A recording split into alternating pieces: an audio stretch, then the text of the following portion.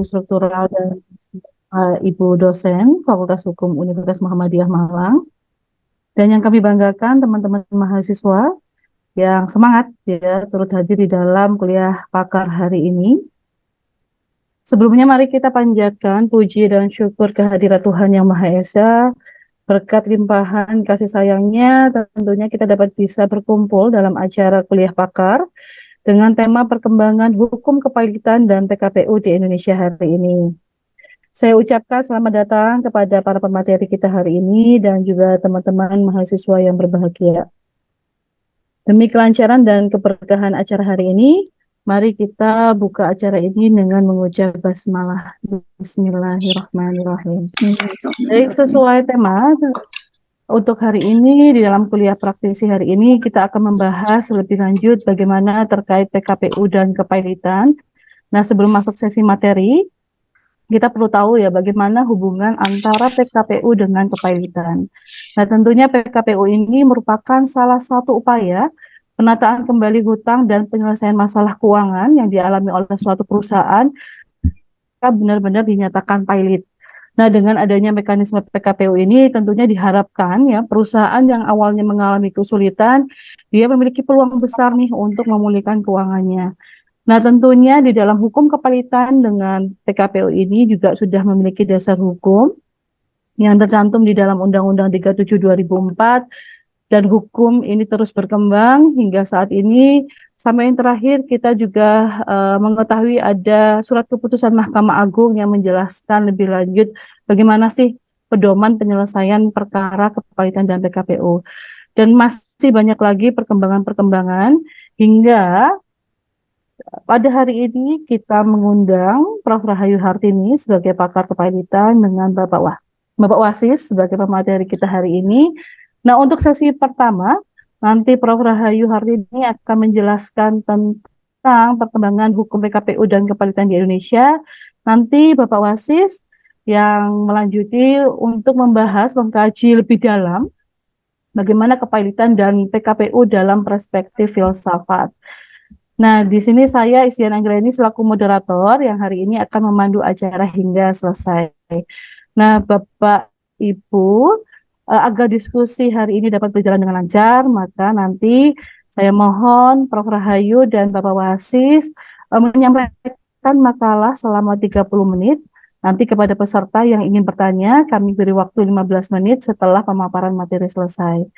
Nah, untuk materi yang pertama, sudah siap Prof. Rahayu? Prof. Rahayu, ini share screen sendiri atau kita bantu Ibu?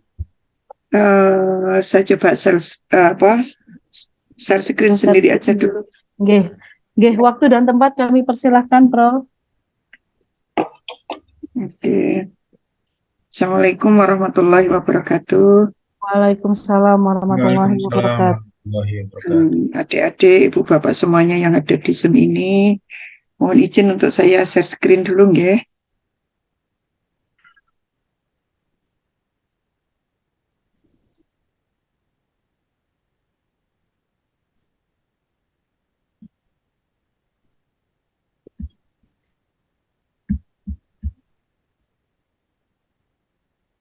Sudah bisa dilihat file saya? Sampun. Ya, Ibu Prof. Suara saya agak serak-serak. Mudah-mudahan nanti masih ada sampai di akhir pertemuan ini. Baik, saya kebagian untuk menyampaikan sesuai dengan tema perkembangan hukum kepailitan dan PKPU di Indonesia. Pertama yang ingin saya sampaikan dalam hal ini adalah saya ingin cerita terlebih dahulu poin-poin, karena ini kan memang sebagian besar mahasiswa dan memang kita peruntukkan kepada mahasiswa kita utamanya minimal harus tahu tentang sejarah keberadaan pengaturan kepailitan di Indonesia ini. Baik.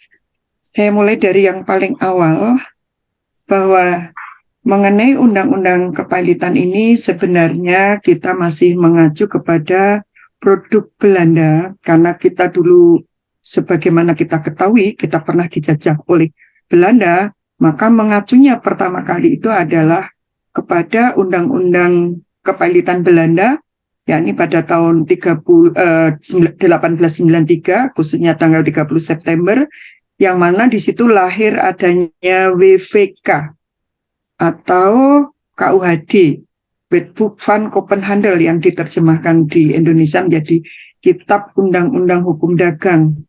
Tentunya khususnya mahasiswa yang sekarang sedang mengikuti hukum perusahaan, mata kuliah hukum perusahaan dan lembaga keuangan. Hukum perusahaan dan lembaga keuangan ini awalnya adalah merupakan hukum dagang seperti itu. Sehingga mahasiswa wajib tahu tentang KUHD. Di sanalah diatur mengenai kepailitan khususnya untuk pedagang atau pengusaha. Selain itu, di dalam RV juga diatur Stadsblad 1847 nomor 52, Junto Stadsblad 1849 nomor 63, khususnya ada di dalam buku ketiga bab ke-7 dengan judul Van den Staat van Kennelijk Overmongen, ya, tentang keadaan nyata-nyata tidak mampu, khususnya di dalam pasal 899 sampai dengan 915. Jadi itu sejarah awalnya tentang pengaturan hukum kepailitan. Nah, ternyata dua peraturan tersebut ini menimbulkan banyak kesulitan di dalam pelaksanaannya. Apa kesulitannya? Ada 4 hal yang sempat saya catat. Pertama, ternyata banyak formalitas yang harus ditempuh. Kemudian juga memerlukan biaya yang tinggi dan juga terlalu sedikit bagi kreditur untuk dapat ikut campur terhadap jalannya proses kepailitan ini. Dan selain itu, ternyata kepailitan itu juga memakan waktu yang cukup lama. Nah, berikutnya pengaturan mengenai kepailitan ini diatur di dalam FV, Faillissement Verordening. Kalau di Indonesia FV itu diterjemahkan menjadi peraturan kepailitan. Saya biasa menyebut PK, saya singkat PK, yang sederhana, tidak banyak biaya, dan yang mudah dilaksanakan. FV ini berdasarkan Stadsblad 1905 nomor 217, yang lengkapnya sudah saya tuliskan di situ, Verordening of het Faillissement en de Sourcering van Betaling for the European in Netherlands, India. Peraturan untuk kepailitan dan penundaan pembayaran untuk orang-orang Eropa. Kemudian yang tahun 1906 nomor 348 masih berdasarkan FV tadi, dan juga ada di dalam selain di Stadsblad 1905 tahun nomor 217. Hal ini mulai berlaku 1 November 1906. Yang ini mencabut peraturan yang sebelumnya, Stadsblad 1905 itu. Jadi FV sekali lagi itu ada 2 ketentuan, Stadsblad 1905 dan Stadsblad 1906. Yang semuanya sebenarnya berlaku untuk orang Eropa, seperti itu. Nah, Undang-Undang Kepailitan Hindia Belanda ini berlaku sejak tahun 1905 sampai dengan 1998. Jadi selama 93 tahun. Mohon maaf, Prof, memotong. Ini Ya. slide-nya tidak berubah, Prof. Tidak berubah, Kenapa? Prof. Tidak tergeser. Slide-nya tidak tergeser, Prof. Slide-nya tidak berubah. Oh gitu. Ini berubah. Nggih. Atau saya bantu ya, Prof. Nggih. Oke, kalau gitu dibantu Ya. aja. Ya, silahkan dibantu Nggih, kalau saya gitu. bantu, Prof. Kalau di tempat saya berubah. Sebentar, saya stop. Oke. Oh, jadi nggak berubah ya? Mohon maaf, di tempat saya berubah terus. Silahkan, Bu Dian. Oke, sebentar, Prof.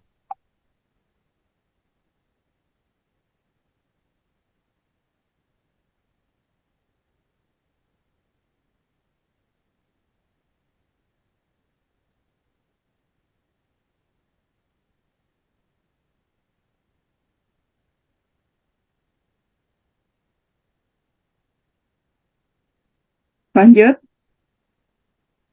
lanjut, lanjut, Bu Dian. Oke, lanjut, lanjut. Oke, kemudian sebelum ini boleh satu sebelum 98. Oke, yang di sini. Oke. Jadi saya ingin sampaikan setelah yang ini, Bu Dian, satu lagi. Ya, di slide ke-6. Jadi Undang-Undang Kepailitan Hindia Belanda ini berlaku sejak 1905 hingga Indonesia merdeka 1998, selama 93 tahun. Karena sebenarnya di masa pendudukan Jepang, peraturan ini juga dibuat oleh pemerintah Jepang, Verordnung ini. Tapi setelah Jepang meninggalkan Indonesia, aturan-aturan kepailitan itu kembali lagi pengaturan dari Belanda. Kenapa berlaku hingga 93? Yang ingin saya jelaskan di sini bahwa meskipun FV tadi berlaku ketika Indonesia dijajah, dasar hukumnya adalah asas konkordansi. Tapi ketika Indonesia sudah merdeka, dasar hukumnya adalah pasal 2 aturan peralihan. Indonesia merdeka tahun 45. Tapi kenapa itu masih berlaku hingga 98? Pada dasar hukumnya masih tetap sama, yakni pasal 2 aturan peralihan Undang-Undang Dasar 45. Yang poinnya pasal 2 AP ini adalah selama belum ada ketentuan yang baru ataupun lembaga yang baru, maka peraturan yang lama masih tetap diberlakukan. Seperti itu. Lanjut, Bu Dian, ke masa 1998. Periode 1998, ini lahirlah Perpu, Peraturan Pemerintah Pengganti Undang-Undang Nomor 1 Tahun 98, yang isinya ditetapkan Perpu Nomor 1 Tahun 98 yang disahkan 22 April 98. Perpu ini menggantikan FV yang selama ini merupakan milik atau dibuat oleh Belanda, tetapi berlaku di Indonesia sejak kita dijajah hingga merdeka dan bahkan tahun 1998 itu. Perpu posisi tahun 98 dibanding undang-undang ini posisinya bukan sejajar, tapi tinggi rendah. Maka Perpu nomor 198 ditingkatkan menjadi Undang-Undang nomor 4 tahun 1998 yang judulnya masih tetap sama, kepailitan dan penundaan kewajiban pembayaran utang atau PKPU, biasa disingkat seperti itu, dan Undang-Undang nomor 498 ini disahkan 9 Maret 98. Lanjut, Bu Dian. Yang perlu diketahui untuk Perpu 1998 itu poinnya ada sekitar 280 pasal. Isinya seperti itu, yang sebenarnya masih substansinya itu mengacu kepada FV yang merupakan aturan yang dibuat oleh Belanda itu. Nah, ketika berubah dari Perpu menjadi Undang-Undang Nomor 498, itu hanya ada 3 pasal saja isinya perubahannya. Bisa dilanjut, Bu Dian? 3 pasal itu poinnya adalah mengacu kepada bahwa Perpu ditingkatkan menjadi undang-undang. Berarti setelah yang ini ya kayaknya. Bawahnya lagi, Bu Dian. Oke, di sini. Jadi isi Perpu itu yang ada yang semula hanya isinya Perpu itu 280 pasal, di undang-undangnya menjadi hanya 3 pasal. 3 pasal itu meningkatkan dari Perpu menjadi undang-undang, dan kemudian isi yang ada di Perpu 280 pasal itu menjadi ketentuan yang tidak terpisahkan dari undang-undang, dan kemudian mulai berlaku tanggal 9 September itu menjadi ketentuan yang tidak terpisahkan, dan posisi undang-undang adalah berada di atasnya Perpu. Nah, isi dari Perpu itu sendiri pasal satunya, oke, masih tetap yang ini, Perpu nomor 1 tahun 98, ini isinya merupakan ditetapkan jadi undang-undang dan dilampirkan sebagai bagian yang tidak terpisahkan tadi. Sudah ini, Bu Dian? Boleh ke atasnya lagi, Bu Dian? Boleh ke atasnya, yang sebelumnya? Nah, terus. Nah, di sini. Jadi yang ingin saya sampaikan, membacanya dari bawah ini, pertama, pengaturan mengenai kepailitan dasar hukumnya adalah FV, Statblad 05 dengan Statblad 06, kemudian ditingkatkan, mulai ada pengaturan dari Indonesia, orang Indonesia, Perpu nomor 1 tahun 98, kemudian ditingkatkan menjadi Undang-Undang nomor 4 tahun 98, kemudian Undang-Undang 498, karena dirasa masih ada kelemahan-kelemahannya, ditingkatkan lagi atau direvisi lagi menjadi Undang-Undang 37 2004. Dan Undang-Undang 37 2004 ini berlaku sejak 2004 hingga saat ini, meskipun kemarin ada rencana untuk merevisi, tetapi faktanya sampai sekarang masih terhenti, masih kalah dengan aturan-aturan atau undang-undang yang mengatur mengenai politik seperti itu. Mungkin bisa lanjut, kalau yang di atas-atasnya saya pikir bisa dibaca sendiri, Bu Dian. Oke, lanjut, terus ke bawah, Bu Dian, slide berikutnya. Nah, saya ingin bicara di Undang-Undang 37 2004. Di atasnya, Bu Dian. Oke. Undang-Undang 37 2004. Tadi sejarah mulai dari FV hingga Undang-Undang nomor 4 tahun 98, karena kemudian diganti menjadi Undang-Undang 37 2004, dan sekarang masih dipakai, maka Ibu lebih pingin konsen di sini. Biar nanti peserta, khususnya mahasiswa kita ini, paham betul mengenai hal apa itu kepailitan dan PKPU. Baik, slide 19, Bu Dian, tentang asas-asas kepailitan. Di dalam Undang-Undang 37 2004, ini kemudian secara khusus ditampilkan atau dimunculkan adanya asas-asas kepailitan. Kemudian, slide berikutnya. Ya, tentang asas kepailitan. Asas kepailitan ini ada 4 hal: asas keseimbangan, kelangsungan usaha, kemudian keadilan, dan integrasi, yang nanti lebih lanjut akan dibahas oleh Pak Wasis, sehingga saya nggak perlu memaparkan di sini. Poinnya memang ada 4 hal ini yang di Undang-Undang 498 atau Perpu 198 sebelumnya tidak ada hal ini. Baik, langsung lanjut ke pengertian pilot. Poin 20, slide 20, Bu Dian.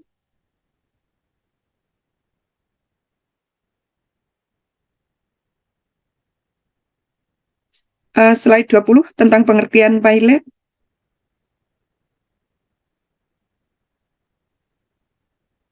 Bu Dian. Ini saya nggak, kurang nyamannya kalau memang yang men-slide-kan orang lain. Ya, boleh, monggo. Oke, 20 ya. Pilot, apa sih pilot itu? Pilot adalah sita umum atas semua kekayaan debitur pilot, yang pengurusan dan pemberesannya dilakukan oleh kurator di bawah pengawasan hakim pengawas. Saya biasa menyebutnya hawas, begitu ya. Jadi kita kalau sudah terbiasa di kepailitan dan PKP itu sering ada banyak singkatan dari apa yang ada di dalam undang-undang.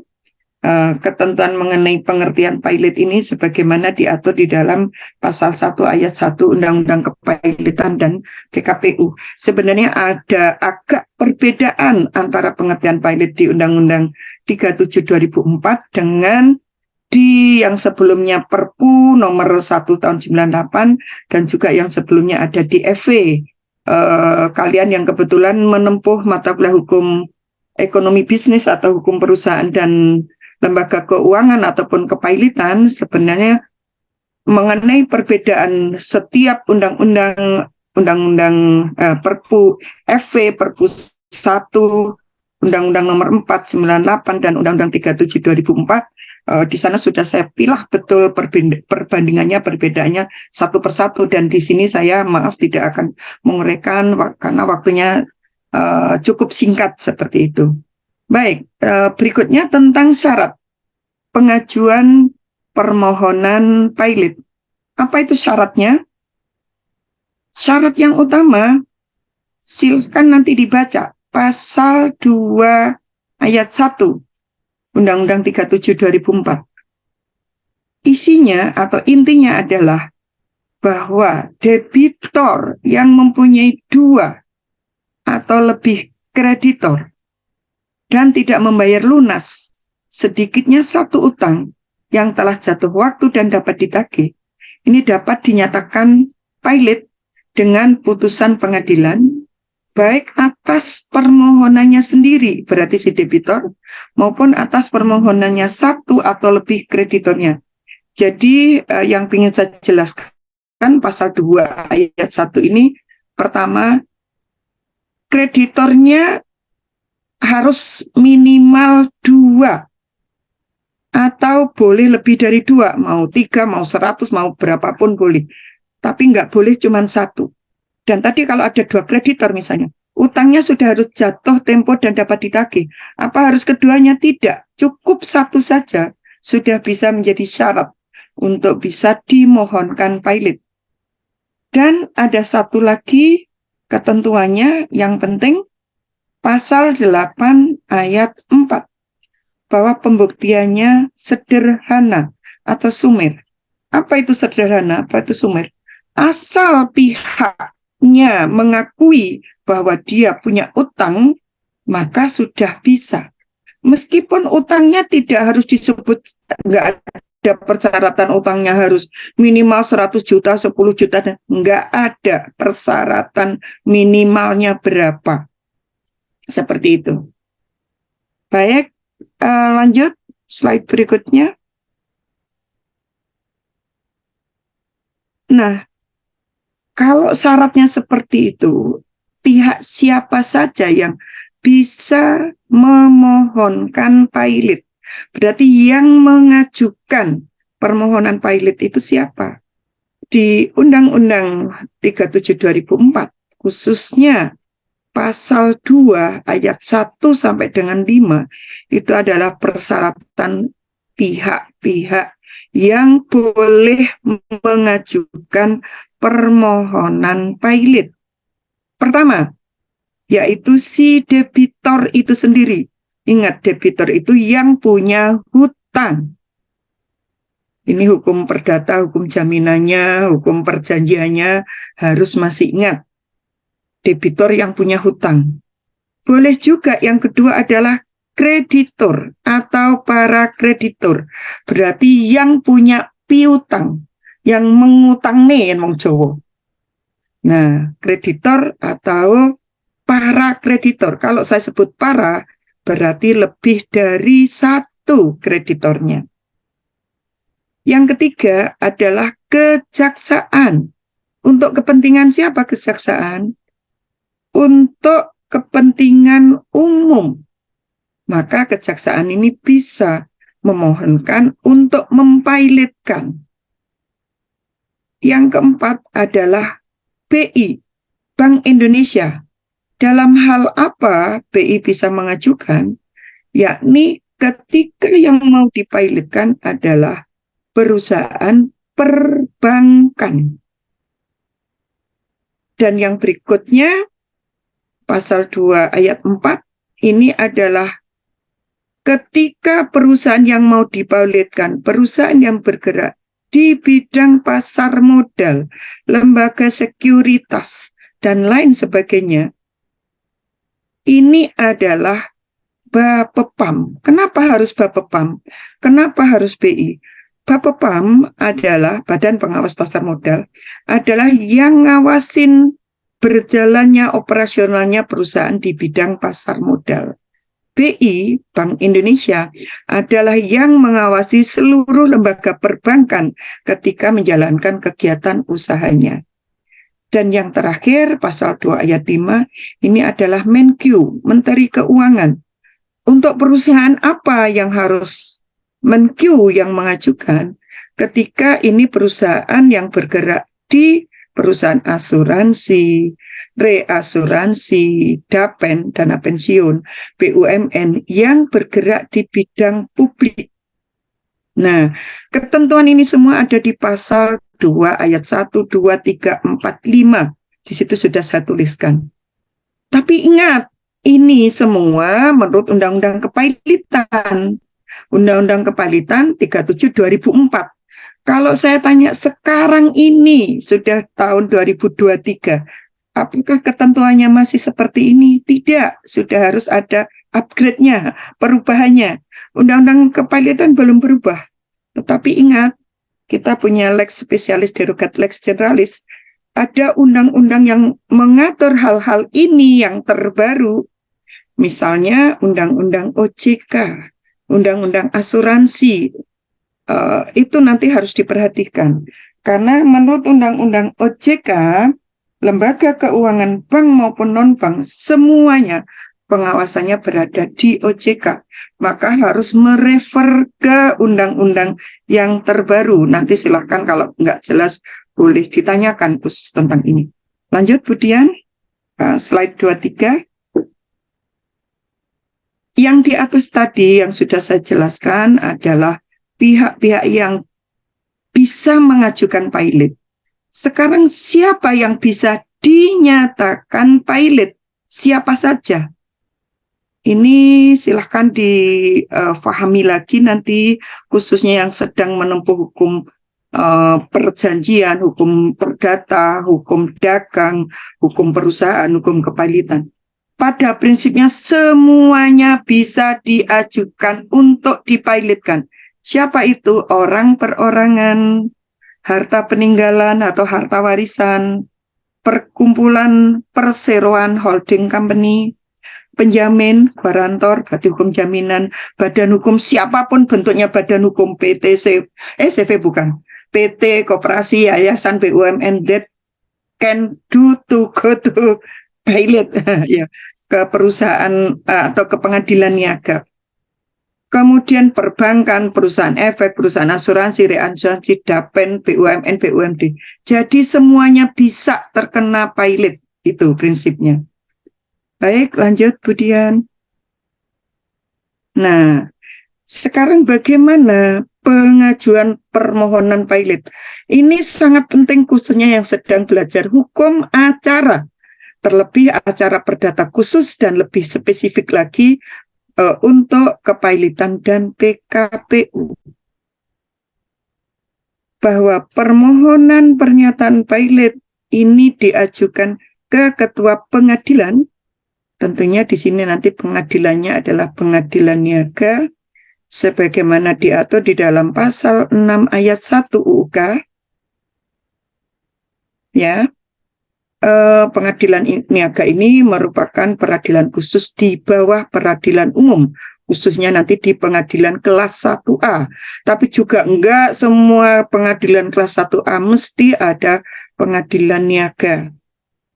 Nah, permohonan ini harus diajukan oleh seorang advokat. Nah, saya tulis tebal di situ. Itu bedanya nanti jika mengajukan perkara, maaf khususnya hukum acara ya, karena setahu saya selama saya ngajar berpuluh-puluh tahun, kayaknya nggak ada mata kuliah khusus hukum acara kepailitan. Setahu saya, sekaligus saya memberi masukan kepada pimpinan di Fakultas Hukum UMM ini, bahwa ini sangat perlu minimal ada mudkot khusus tentang hukum acara kepailitan ini. Jadi harus ada seorang advokat, kecuali dalam permohonan diajukan oleh kejaksaan, boleh tidak pakai advokat, ya. Oleh BI, oleh Bapepam, tapi BI Bapepam sekarang sudah diganti OJK.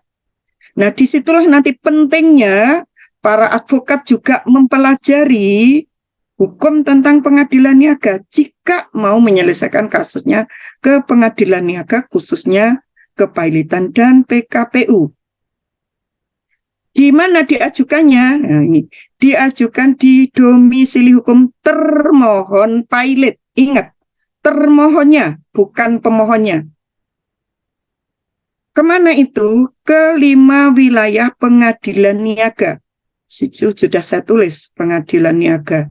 Jakarta Pusat, Surabaya, Medan, Semarang, Makassar.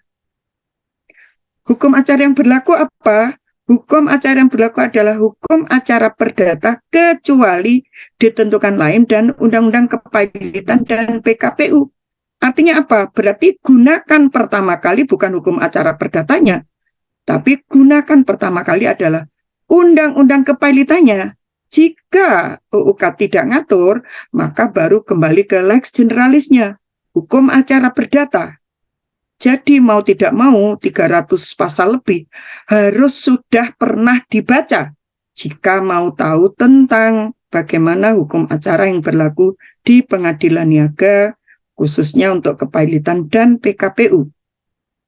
Yang berikutnya, putusan pengadilan niaga atas permohonan pailit diucapkan paling lambat 60 hari setelah tanggal didaftarkannya permohonan.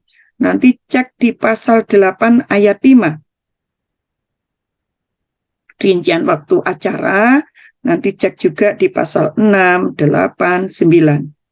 Nah, poin yang ini sangat-sangat penting khususnya intinya bagi kalian semua, tapi khususnya yang sedang belajar hukum acara perdata khusus untuk PKPU dan kepailitan. Diajukannya tadi kemana semuanya? Saya turunkan di bawah itu pengadilan niaga. Lanjut Budian, slide 25. Nah ini biar tahu mana saja pengadilan yang niaga yang ada. Tadi sudah saya sebut wilayahnya mana. Ini bukan berdasarkan provinsi, tapi ini sebenarnya nanti berdasarkan Weskamer dan Budelkamer. Budelkamer itu BHP. Pengadilan Negeri Medan, wilayahnya Nanggro Aceh Darussalam, Sumut, Riau, Sumbar, Bengkulu, dan Jambi. Jadi tidak semua wilayah Sumatera itu mesti ke Pengadilan Niaga Medan ya. Karena nanti ada yang ke Jakarta Pusat juga. Nah, yang berikutnya Pengadilan Negeri Jakarta Pusat. Ingat, pengadilan negeri di Jakarta itu ada 5. Pusat, Timur, Barat, Selatan, Utara. Nah, ini yang pusat. Pusat nanti meliputi DKI Jakarta, Jabar, Banten, Sumsel, Lampung. Itu ikut ke Jakarta Pusat. Kalbar, Kalimantan itu juga ikut ke Jakarta Pusat. Jadi kalian yang nanti pengen jadi kurator, yang pengen jadi advokat, yang khususnya nanti di bidang kepailitan, harus sudah tahu atau paham tentang ini. Untuk Semarang gampang ngingetnya, cuman DIY sama Jateng. Jateng tapi berapa kabupaten itu. Nah, seperti itu. Untuk Surabaya, nah, Jatim, Kalsel, Kaltim, Kalteng. Jadi Kalimantan sebagian masuk ke Surabaya. NTB, Nusra, Bali, Lombok, dan seterusnya ikut ke Surabaya. Untuk pengadilan niaga Makassar meliputi Sulawesi ya, Sulsel, Sulbar, Sulteng, Sulteng, Sulut, Gorontalo, Maluku, Maluku Utara, Papua, dan Papua Barat ikut ke Makassar. Jadi gampang ya mengingatnya. Sekali lagi bukan berdasarkan provinsi. Lanjut. 26 Bu. Nah ini sengaja saya tambahkan 1.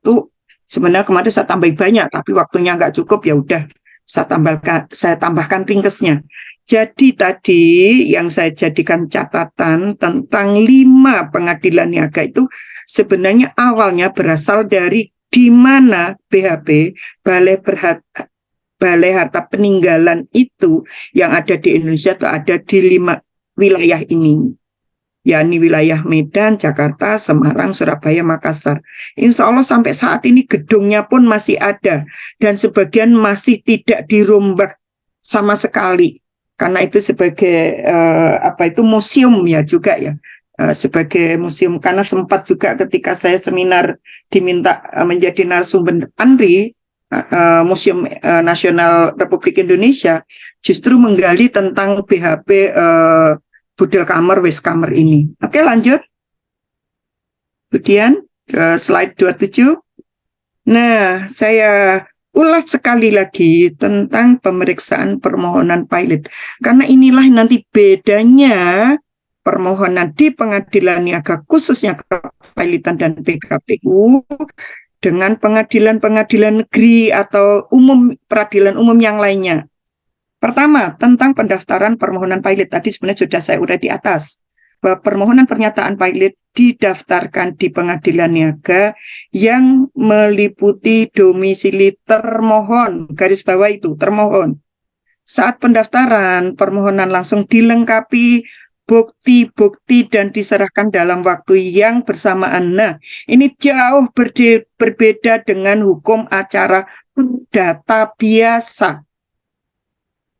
Persidangannya bagaimana? Nah, ini pemeriksaan permohonan pilot tidak mengenal adanya replik dan duplik. Ingat betul ini. Tidak ada replik duplik karena waktunya sangat pendek. Setelah persidangan pertama, persidangan berikutnya adalah jawaban dan dilanjutkan dengan pemeriksaan bukti-bukti pada persidangan berikutnya. Setelah pemeriksaan bukti pada persidangan selanjutnya dilaksanakan dengan agenda kesimpulan dan persidangan terakhir adalah pembacaan putusan. Maksimal 60 hari sejak didaftarkan sudah harus diputus, Dok. Itu, ingat. Betul, sehingga very limit time kalau misalnya untuk menyelesaikan sidang di dalam kepailitan maupun PKPU.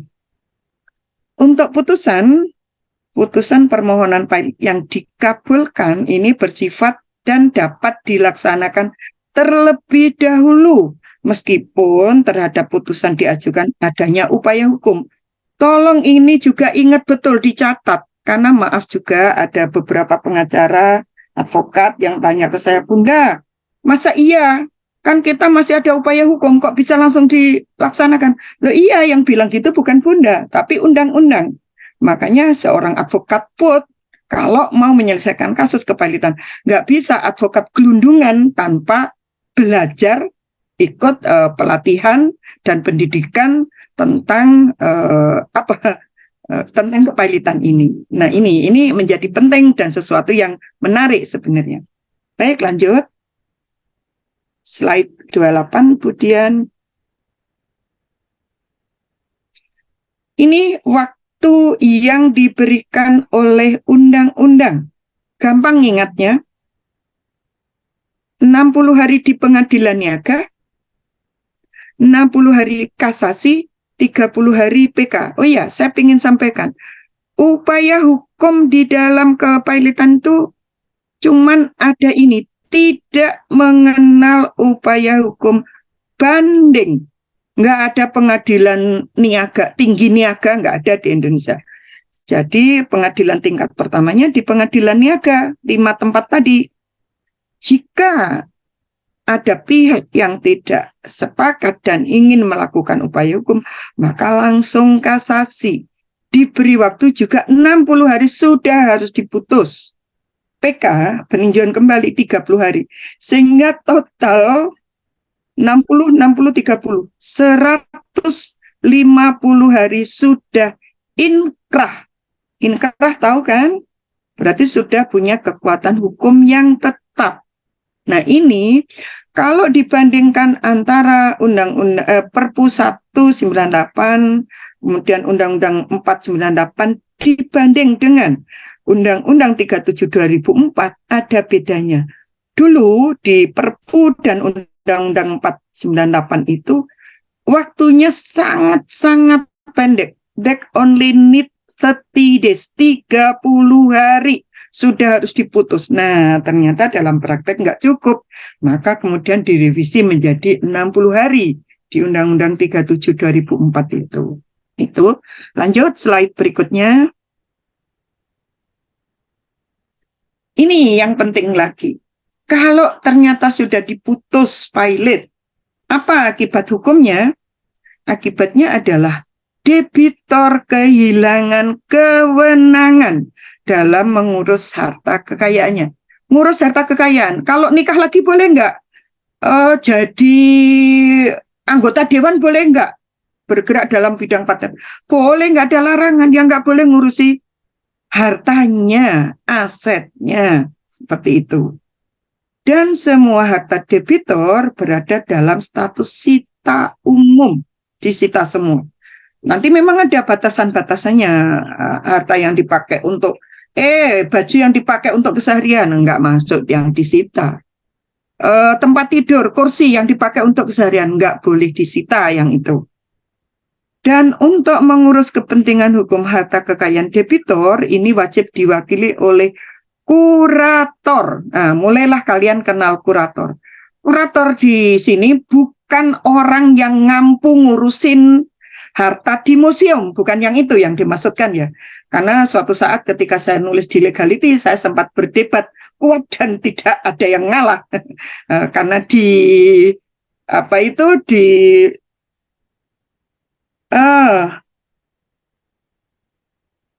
buku disebutkan kalau kurator ini yang ngurusi hartanya yang di museum itu. Seperti itu. Baik, lanjut Bu Dian. Saya ingin mengenalkan yang ngurusi hartanya si debitor pilot. Yang ngurusi hartanya debitor pilot kemudian diangkatlah seorang kurator. Di mana? Dan ini ada di putusan, karena biasanya seorang advokat atau yang mengajukan permohonan pilot, entah debitor ataupun kreditor tadi, pasti akan mengusulkan. Dan oleh hakim akan diputuskan kuratornya siapa? Kurator. Siapa itu kurator?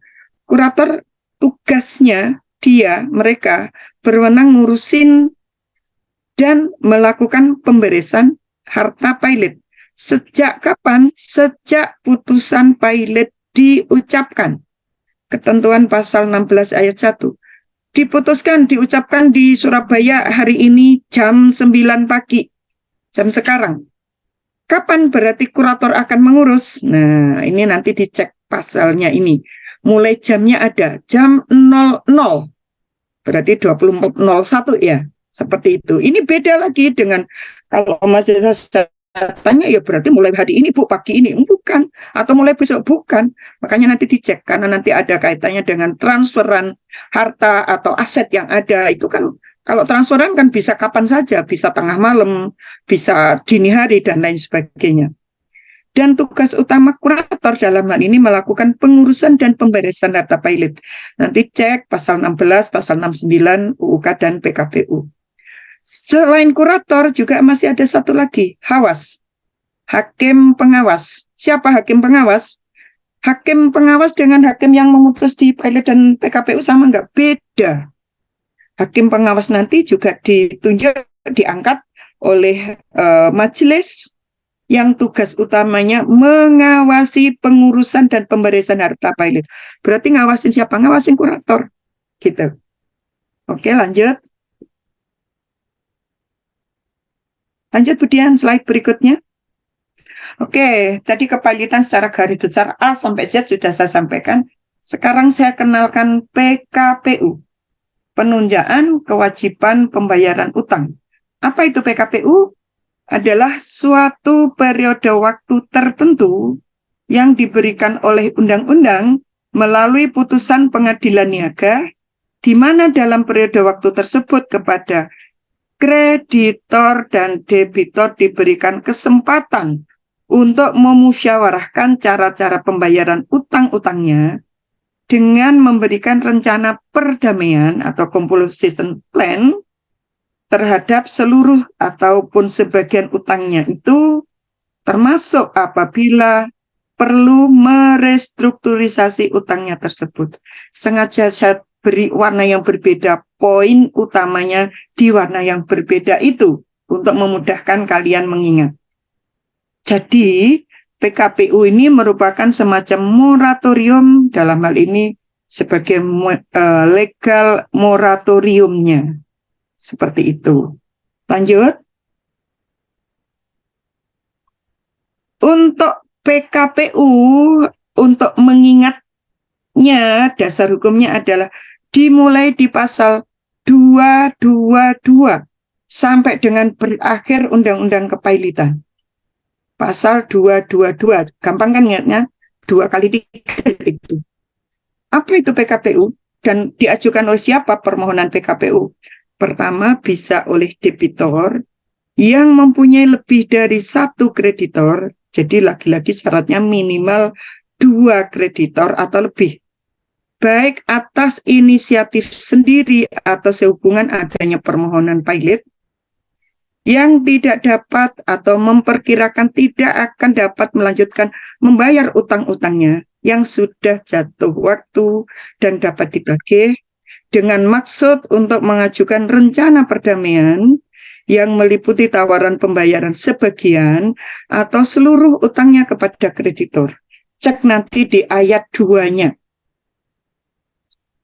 Yang kedua, yang bisa memohonkan PKPU bisa kreditor yang memperkirakan bahwa debitor tidak dapat melanjutkan membayar utangnya yang sudah jatuh waktu dan dapat ditagih, untuk memungkinkan debitor mengajukan rencana perdamaian yang meliputi tawaran pembayaran sebagian ataupun seluruhnya kepada kreditor. Poinnya sama, tapi bedanya satu debitor yang punya hutang yang mengajukan, yang satu adalah kreditornya itu sendiri dengan syarat minimal punya 2 atau lebih. Cek di ayat 3. Selain pasal 22, nanti cek juga pasal 223. Karena di sana ada ketentuan dalam hal debitor tertentu yang dapat mengajukan permohonan PKPU adalah lembaga sebagaimana dimaksud di dalam pasal 223. Ini ada kemiripan dengan kepailitan yang tadi pasal 2 ayat 1 sampai dengan ayat 5. Dan ini dalam praktek seringkali diperdebatkan, dijadikan permasalahan atau sekaligus peluang bagi para advokat untuk bagaimana keperluan si advokat agar bisa mengajukan atau sekaligus ngeles seperti itu. Seperti itu ya. Lanjut kemudian di slide berikutnya. Nah, akibat PKPU di atas kemudian 34 kayaknya. Nah ini, kalau tadi ada akibat kepailitan, sama nggak akibat kepailitan dengan PKPU? Mboten, nggak sama ya. Tolong diperhatikan. Dalam putusan PKPU diangkatlah pengurus untuk bersama debitur mengurus hartanya debitur. Kalau kepailitan tadi diangkat siapa? Kurator dan hawas. Kalau di kepailitan bisa nggak debitur ikut ngurusin mengelola harta kekayaan? Boten saged, tidak boleh sama sekali. Tapi dalam PKPU sangat dimungkinkan atau masih dimungkinkan selama pengurusnya mengizinkan. Berarti harus seizin atau sepengetahuan si pengurus. Jadi selama PKPU, debitur tanpa persetujuan pengurus ini tidak bisa melakukan tindakan kepengurusan ataupun kepemilikan atas hartanya, baik sebagian maupun seluruhnya. Cek di 240 ayat 1 UUK dan PKPU. Dan selama PKPU, debitor tidak dapat dipaksa membayar utangnya. Ya, kalau sudah PKPU, ayo bayar utang. Sudah diputus PKPU. Berarti cek dulu dong perjanjiannya, perdamaian atau bukan, atau seperti apa. Maka harmonisasi ataupun restrukturisasi ataupun yang lainnya. Jadi mengacu kepada putusan yang ada dari pengadilan yang tadi. PKPU juga tidak menghentikan berjalannya perkara yang sudah dimulai oleh pengadilan atau menghalangi diajukannya perkara baru. Ini lagi-lagi yang saya tulis di sini poin-poin yang berbeda hukum acaranya dengan hukum acara perdata biasa.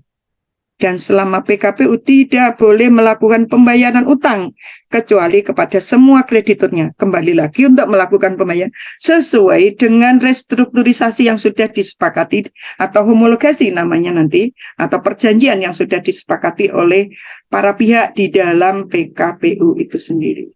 Lanjut kemudian slide 35.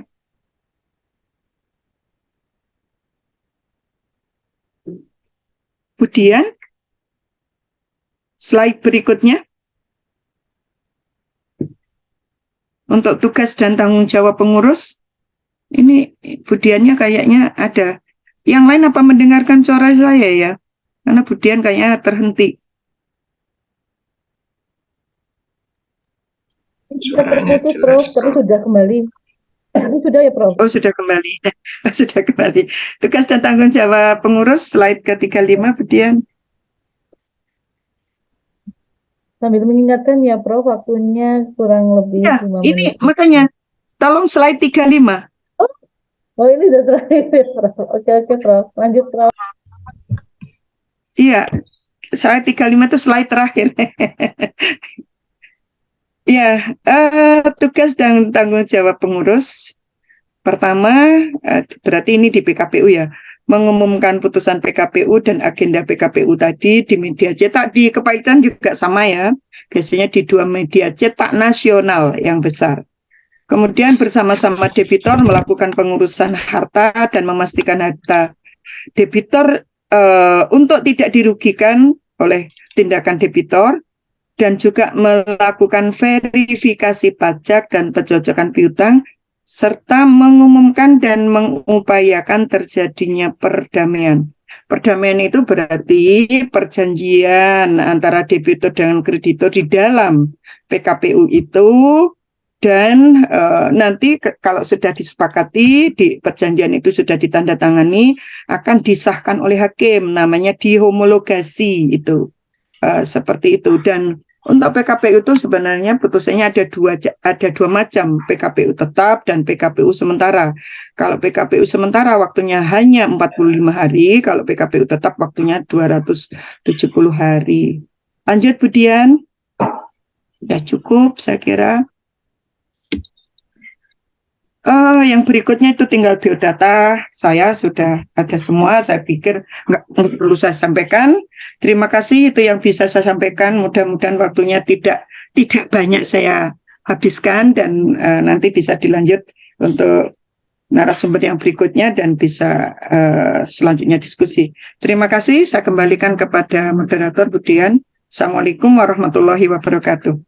Waalaikumsalam warahmatullahi wabarakatuh. Terima kasih banyak Prof. Rahayu terkait pemaparan bagaimana perkembangan PKPU dan kepailitan di Indonesia. Tentunya sudah kita dapatkan ya. Sebenarnya yang disampaikan oleh Prof. Rahayu itu kalau kita mau bahas habis itu perlu lagi ya Prof ya, kuliah pakar terkait kepailitan maupun PKPU. Masih Sebenarnya suaranya banyak Budian, tapi ini ya 25 bertahap lah gitu. 25. Tapi yang disampaikan oleh Prof, kita sudah mengetahui ya gambaran awal bagaimana syarat sampai pada tugas dan tanggung jawab pengurus. Dan terima kasih Prof. Dan selanjutnya kami persilahkan Bapak Wasis untuk lebih mendalam terkait asas-asas dan mengkaji secara filsafat PKPU dan kepailitan. Untuk waktu dan tempat saya persilahkan Pak Wasis. Baik, terima kasih Bu Istian. Dan terima kasih juga untuk Prof. Rahayu yang baru saja juga memberikan pencerahan kepada saya tentang hukum kepailitan dan PKPU. Baik, saya share screen dulu ya.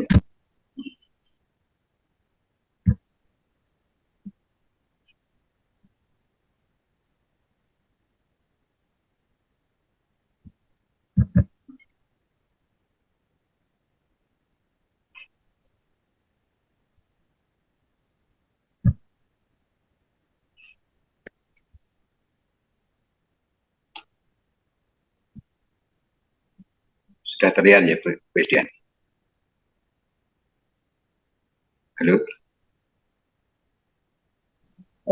Belum Bapak, belum. Oh, belum. Mungkin seperti Bu Rahayu tadi, belum keluar. Bentar-bentar ya, ini masih muter. Suaranya kok sepertinya agak putus-putus ya Bu Dian ya? Sudah Bapak. Sudah. Nunggu sensor. Sudah. Aman Bapak. Oke, kemudian terlihat. Suara saya juga bisa ditangkap jelas, Bu Dian. Sangat jelas. Baik. Baik, terima kasih Bu Moderator dan peserta seminar pada forum kuliah pakar pada pagi hari ini. Ada sedikit perbedaan apa yang disampaikan oleh Prof. Rahayu dengan apa yang saya sampaikan pada sesi ini. Jika tadi Prof. Rahayu lebih mengulas tentang masalah yang terkait dengan undang-undang PKPU dan kepailitan dan problematik atau beberapa hal yang perlu digarisbawahi dalam hukum kepailitan dan PKPU. Pada sesi ini saya ingin mengajak kepada para peserta seminar untuk sedikit memahami tentang problematik yang terkait dengan hukum kepailitan dan PKPU. Ya, oleh karena itu dan pendekatan perspektif filsafat ini akan saya ajak untuk melihat bagaimana kita mengangkat kembali, mempersoalkan kembali secara menyeluruh mulai dari awal pembentukan hukum kepailitan dan PKPU, dari mulai sejarah yang tadi dipaparkan oleh Prof. Rahayu sampai dengan ditetapkannya undang-undang tentang kepailitan dan PKPU yang baru sampai dengan saat ini, serta perkembangannya yang meliputi berbagai macam problematika. Nah, di sini ada kata-kata mempersoalkan kembali. Memang ciri filsafat adalah ingin menanyakan kembali serta ingin menguji tentang nilai-nilai mendasar yang terkait dengan apa yang sudah ada sekarang ini. Bukan hanya terbatas pada persoalan kepailitan, tetapi juga terhadap berbagai macam persoalan hukum yang meskipun kelihatannya itu tidak ada persoalan, tetapi ternyata kalau kita mau menelisik lebih dalam dan menyentuh pada aspek yang mendasar dari sebuah hukum, maka disitulah kita akan mengetahui relevansi dan konsistensi antara aspek 1, aspek 2, aspek 3, dan seterusnya. Nah, di dalam perspektif filsafat, kita akan melihat dari 3 aspek. Yang pertama yang disebut dengan aspek ontologi hukum. Yang kedua disebut sebagai aspek epistemologi hukum. Yang ketiga ini sebenarnya bukan epistemologi ya. Yang ketiga ini aksiologi hukum. Jadi ontologi, epistemologi, dan aksiologi. Pertama, sekali lagi, kalau kita melihat dari perspektif filsafat, kita akan melihat dari nilai-nilai dasar dari pembentukan undang-undang tentang kepailitan dan PKPU. Dari mulai awal undang-undang ini diberlakukan pada zaman Hindia Belanda sampai perkembangannya di Indonesia sekarang ini, kita akan melihat kira-kira aspek ontologisnya yang berkaitan dengan prinsip-prinsip kebenaran, nilai kebenaran. Apakah masih relevan? Ya, apakah mungkin karena ada problem-problem yang muncul dewasa ini, mungkin asas itu perlu untuk diperdalam lagi, ditinjau kembali. Yang pertama, persoalan mendasar yang akan kita bahas adalah tentang adanya prinsip dasar atau asas-asas hukum sebagai landasan pengaturan hukum kepailitan. Seperti yang tadi disampaikan oleh Prof. Rahayu, bahwa produk-produk hukum yang diberlakukan, yang dibuat dan diberlakukan, pasti ada atau mendasarkan diri pada prinsip dasar yang disebut dengan asas. Hukum apa saja? Hukum pidana berlaku asas, hukum acara pidana juga ada asas, hukum tentang imigrasi juga ada asas, hukum perkawinan juga ada asas. Nah, asas ini sebenarnya merupakan satu prinsip dasar yang memberikan landasan nilai kebenaran dari apa yang akan diatur oleh berbagai macam peraturan termasuk soal kepahilitan dan PKPU. Nah, kalau kita berbicara tentang asas-asas di dalam hukum kepahilitan, maka nanti akan muncul 4 asas yang tadi sudah disampaikan oleh Bu Rahayu. Dan sebenarnya kalau kita mau melihat lebih mendalam lagi, dengan mengaca pada berbagai persoalan-persoalan yang muncul seputar hukum kepahilitan dan PKPU, sepertinya kesimpulannya tidak cukup dengan mendasarkan pada prinsip kebenaran yang hanya ada 4. Ya, tetapi perlu juga untuk ditambah beberapa asas-asas yang lain, yang itu semua akan memberikan satu pengaruh yang luar biasa dalam praktek pelaksanaan. Nanti akan saya bahas. Kemudian persoalan mendasar yang kedua, tentang keberadaan asas ini erat kaitannya dengan pengembangan ilmu pengetahuan terkait dengan hukum kepahilitan dan PKPU. Kita tahu bahwa filsafat ini adalah induk dari semua ilmu pengetahuan. Filsafat ini adalah ibu dari semua pengetahuan, ilmu pengetahuan. Filsafat yang produknya berupa nilai kebenaran, yang produknya berupa nilai-nilai atau prinsip-prinsip dasar kebenaran, itu dijadikan sebagai tumpuan bagaimana sebuah ilmu pengetahuan itu diciptakan, ya, dibuat. Pertanyaan mendasarnya adalah apakah ilmu yang dikembangkan itu tetap konsisten berpijak pada prinsip asas kebenarannya atau keluar dari asas atau prinsip kebenaran.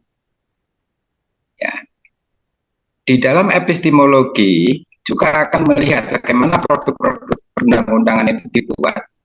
Saat undang-undang tentang kepahilitan dan PKPU ini dibuat, kita akan melihat seberapa paham, ya, seberapa konsisten para pembentuk undang-undang ini memasukkan prinsip-prinsip atau asas-asas hukum ini ke dalam pasal dan ayat-ayat perundang-undangan. Katakanlah asas ini berwarna putih, gitu ya. Apakah ruh dari warna putih ini oleh legislator pembentuk undang-undang mampu nggak dimasukkan sebagai ruh di dalam pasal-pasal, di dalam ayat-ayatnya, mulai pasal 1 sampai pasal terakhir ini, apakah diwarnai, dipayungi oleh apa yang dinamakan dengan prinsip dasar kebenaran atau asas-asas hukumnya. Sementara persoalan yang ketiga yang kita sebut dengan persoalan aksiologi hukum, ya, ini lebih melihat bagaimana sebuah produk hukum, ilmu yang berkembang tentang masalah kepahilitan, masalah PKPU juga, memberikan satu manfaat atau kegunaan, bahkan juga dituntut berhasil untuk membuahkan satu keadilan di dalam keputusan hakim atau dalam proses-proses penyelesaian, baik di luar pengadilan maupun di dalam pengadilan. Aksiologi lebih bicara soal etika, ya, dan estetika. Etika dalam arti apakah prinsip dasar kebenaran itu dijadikan sebagai standar etik oleh para pihak yang terlibat di dalam penyelesaian kasus kepahilitan. Ya, hakimnya, debiturnya, kreditur, penerima kuasa atau pengacara atau pihak-pihak lain, apakah memiliki standar etik yang berkiblat pada asas hukum saat dia terlibat dalam satu proses penyelesaian. Nah, ini 3 hal penting yang tadi saya mengatakan mengajak para peserta ini untuk melihat lebih dalam soal nilai yang mendasari tentang bagaimana hukum kepahilitan dan PKPU ini berkembang dari waktu ke waktu.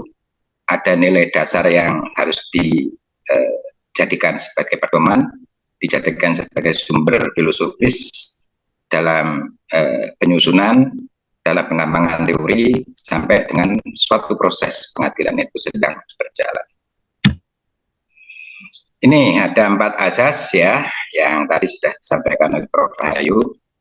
Tetapi melihat dari berbagai macam problematik yang ada selama ini, ya, kalau Bapak Ibu dan peserta seminar sempat untuk browsing dengan kata kunci tentang problematik atau masalah-masalah yang timbul dalam pelaksanaan undang-undang kepailitan dan undang-undang PKPU, nanti akan muncul sederet masalah-masalah.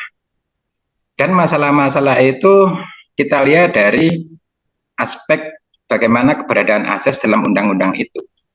Biasanya masalah itu muncul karena tidak ada konsistensi antara pasal-pasal dalam peraturan perundangan, antara penegakan hukum di ruang pengadilan dengan prinsip atau asas-asas yang mendasari dari undang-undang itu. Ada kasus-kasus yang muncul terkait dengan yang bertabrakan dengan asas keseimbangan, misalnya. Ya. Antara posisi debitur dan kreditur itu di dalam undang-undang ada beberapa pasal yang disinyalir itu tidak memberikan atau bertabrakan dengan asas keseimbangan. Demikian juga untuk asas integrasi, asas kelangsungan hidup, dan asas keadilan. Sebagai satu catatan yang disampaikan oleh para ahli ya di bidang ini, ada baiknya undang-undang tentang kepailitan dan PKPU ini dilakukan peninjauan kembali. Karena apa? Salah satu alasan diperlukan adanya asas-asas baru yang bagaimana nanti akan membantu dalam proses penyelesaian di lapangan. Misalnya, asas itu harus bisa mendorong investasi dan bisnis. Ya. Yang kedua, ada asas yang memberikan manfaat atau perlindungan bagi kreditur dan debitur. Ada asas putusan pernyataan pailit tidak dapat dijatuhkan terhadap debitur yang masih solvent. Ada asas tentang keadaan diam. Ada asas persetujuan putusan pailit harus disetujui oleh kreditur mayoritas. Itu semua jadi masalah di lapangan.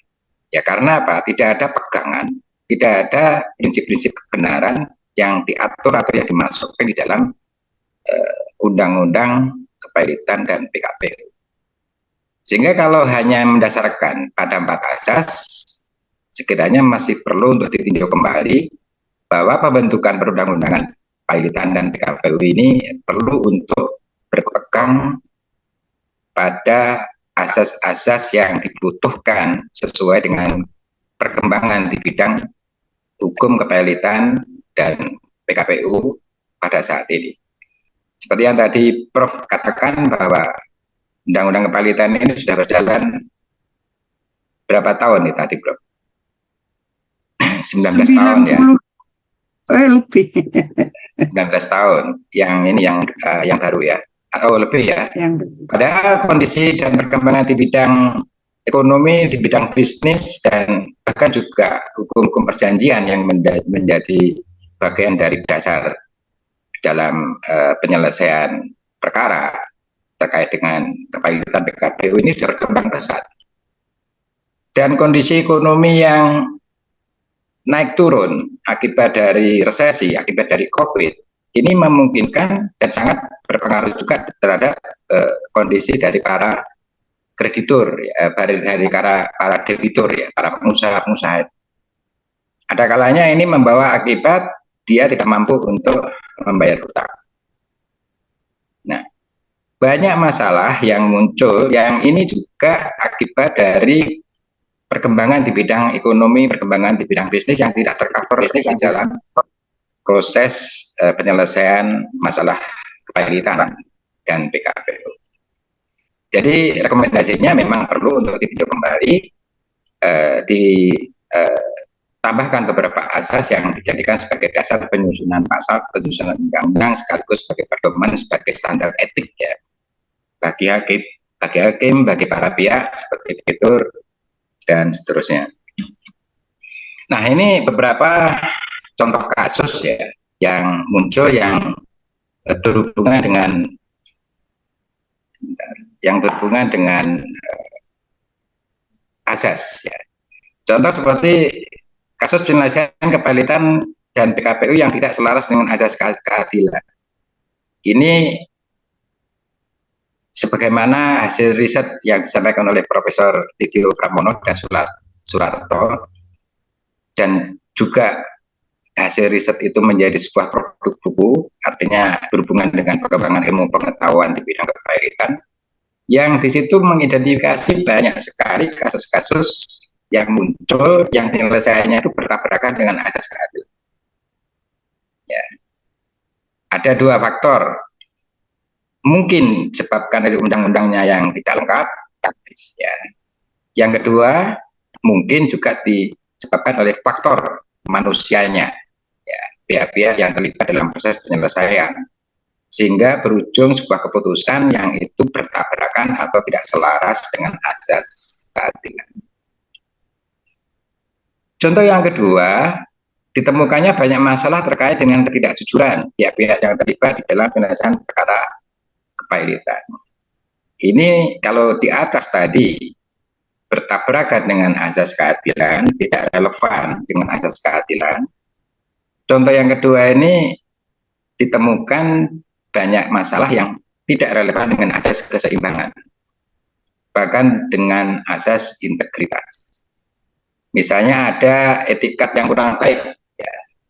Ada etikat yang kurang baik dari pihak tertentu sehingga menjadikannya permohonan pembayaran utang PKPU atau sampai pada kepalitan ini dilandasi oleh prinsip-prinsip yang tidak jujur. Perlu untuk ditanyakan asas integritasnya. Perlu untuk ditinjau kembali tentang posisi dan kedudukan para pihak yang sedang bersengketa. Seringkali dalam praktek terjadi menempatkan posisi para pihak itu tidak seimbang, ya, kepentingannya tidak diposisikan seimbang sebagaimana yang semestinya asas ini diberlakukan dalam proses penyelesaian.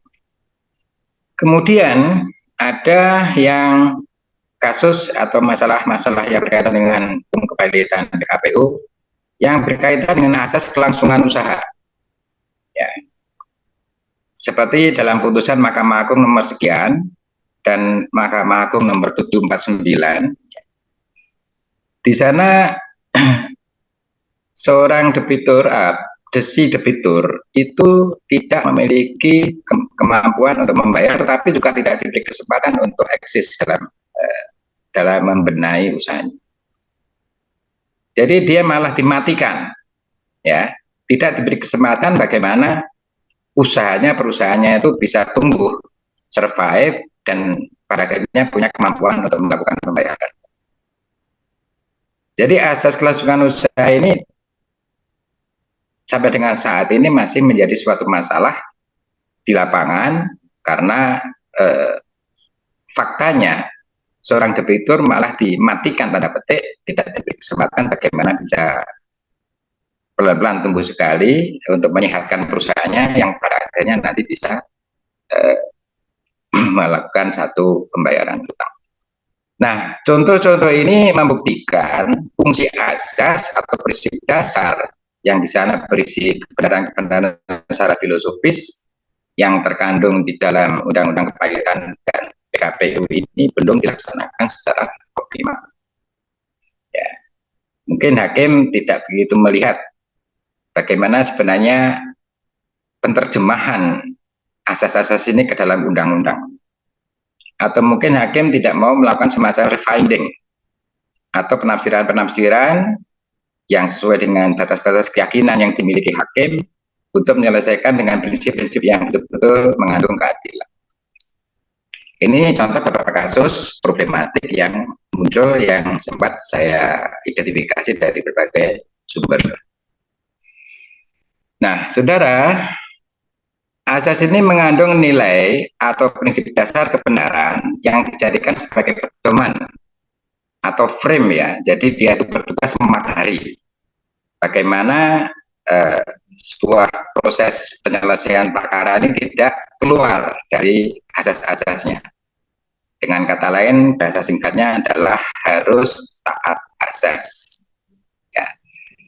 Nah, ini tinjauan dari aspek epistemologi, berarti kita bicara asas hubungannya dengan pengembangan ilmu, ya, pengembangan ilmu, pengembangan teori-teori yang berkaitan dengan masalah kepalitan. Nah, sejalan dengan perkembangan yang pesat di bidang ekonomi, bisnis, itu perlu kajian lagi, perlu riset lagi, perlu ada pertemuan-pertemuan ilmiah untuk melahirkan teori-teori baru yang relevan dengan kondisi dan beragam masalah yang timbul sampai dengan saat ini. Nah, ilmu, kajian, pertemuan ilmiah itu bagian dari bagaimana kita mengembangkan ilmu pengetahuan di bidangnya, misalnya di bidang kepilitan dan penyelesaian pembayaran ini atau PKPU. Dan riset kajian pengembangan ilmu itu sekaligus untuk menyelaraskan kembali antara apa yang ada di undang-undang dengan prinsip-prinsip kebenaran secara filosofis yang dijadikan sebagai asas. Jadi sekali lagi bahwa asas ini mengandung prinsip-prinsip kebenaran yang sudah ditemukan oleh para ahlinya, para filsuf, yang lalu dijadikan sebagai dasar pengembangan ilmu pengetahuan. Ya, makanya seperti yang awal tadi saya katakan, kalau kita ingin mengulas sesuatu dari perspektif filsafat, berarti kita ingin menanyakan kembali, mulai dari awal ini apakah sudah ada relevansi, konsistensi, mulai dari nilai dasarnya, pengembangan ilmunya, produk undang-undangnya, sampai dengan pelaksanaan di lapangan yang terjadi di ruang-ruang pengadilan dalam penyelesaian sebuah kasus. Tinjauan epistemologi juga mempersoalkan tentang pembentukan undang-undang. Tadi Bu Prof menyampaikan banyak masalah-masalah yang perlu untuk ditinjau kembali berkaitan dengan durasi waktu, ya, penyelesaian putusan dari kepilitan, kemudian permohonan PKPU, kemudian memberikan kesempatan yang cukup bagi debitur untuk memulihkan bisnisnya. Di dalam undang-undang hanya 1 tahun. Kondisi perusahaan yang tidak sehat, yang mengalami sakit, dikasih waktu hanya 1 tahun untuk bisa pulih dan kemudian prosesnya menjadi normal. Waktu 1 tahun itu apakah mungkin sebuah perusahaan yang besar seperti perusahaan, kan ada BUMN juga yang pernah dijatuhkan kepilit seperti perusahaan PT Dirgantara Nusantara, kemudian PT PP, ya, yang ada di Makassar, itu penyelesaiannya menjadi persoalan karena dia diberi waktu untuk survive, tetapi hanya undang-undang hanya diberi 1 tahun. Nah, jadi pembentuk undang-undang ini sebenarnya harus menempatkan posisi dan dirinya sebagai seorang filsuf. Artinya dia punya kemampuan untuk memasukkan prinsip-prinsip dasar kebenaran dalam asas ke dalam setiap pasal dan setiap ayat-ayatnya itu. Sebagaimana kita ketahui bahwa kalau kita ingin memahami tentang hukum yang benar, pikiran kita ini kan tidak hanya sebatas pada rumusan kata, rumusan pasal, rumusan ayat yang ada di dalam undang-undang. Kita harus bisa memahami bahwa di balik yang ada secara metafisis, justru disitulah hakikat hukum yang benar, prinsip keadilan yang benar, prinsip kesetaraan yang benar, yang tertera di balik apa yang nampak di dalam pasal, apa yang nampak di dalam deretan kalimat yang kita sebut ayat. Jadi perlu untuk dilihat bagaimana proses pembentukan itu betul-betul, pembentukan undang-undang itu betul-betul melihat tentang prinsip-prinsip kebenaran yang ada atau yang dijadikan sebagai asas dalam sebuah undang-undang, dan punya kemampuan bagaimana prinsip-prinsip itu dimasukkan ruhnya, ya, dimasukkan nilai abstraknya ke dalam setiap pasal dan setiap ayat. Jangan sampai lalu terjadi faktor kepentingan lain yang justru yang dijadikan sebagai bahan untuk menyelundupkan ke dalam pasal dan ayat. Ya, penyelundupan faktor kepentingan di luar yuridis, filosofis, itu seringkali kita lihat juga di dalam setiap proses produk hukum dilakukan oleh para legislator. Nah, sekarang aspek aksiologisnya adalah kita bicara soal etika dan estetika. Ya. Jadi aksiologi itu lebih bicara soal bagaimana kemanfaatan, kegunaan dari pengembangan ilmu pengetahuan di bidang kepailitan, dari pengembangan undang-undang kepailitan, pada akhirnya mampu memberikan satu kemanfaatan dan kegunaan sebagaimana yang kita pahami dari teori tentang tujuan hukum itu. Memberikan keadilan, kemanfaatan, kemudian juga kepastian. Nah, dalam konteks ini hubungannya dengan aspek aksiologinya adalah asas hukum ini seharusnya ya diposisikan sebagai sumber etik oleh para pihak di dalam penyelesaian sebuah perkara, terutama debitur dan kreditur. Ya. Ketika hakim itu membuat satu pertimbangan terkait dengan masalah permohonan, maka asas hukum ini sumber etik bagi hakim. Di situ ada pemahaman mengenai etikat baik. Di situ ada pemahaman mengenai integritas.